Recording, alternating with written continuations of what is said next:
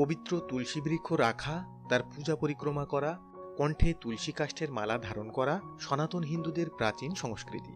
কিন্তু কেন বৃক্ষ হওয়ার সত্ত্বেও তুলসীকে বিশেষ মর্যাদা প্রদান করা হয়, এই বিষয়টি অনেকেরই অজানা। তাই এই ভিডিওতে তুলসীর কি পরিচয়, ভূমণ্ডলে তুলসীর আবির্ভাব কিভাবে হলো, তুলসী কিভাবে বৃক্ষে পরিণত হলো, তুলসী কেন বৃক্ষ হয়েও জগৎ পূজিতা হলো, তুলসী কাষ্ঠের মালা কণ্ঠে ধারণের কি আবশ্যকতা ইত্যাদি বিষয়ে বিস্তারিত তথ্য রইল আপনার জন্য।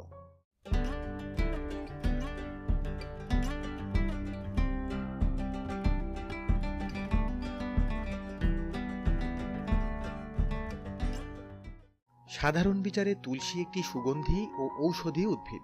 অনাদিকাল ধরে প্রায় প্রতিটি হিন্দু গৃহে পবিত্র বৃক্ষরূপে পূজিত হয়ে আসছে এই তুলসী।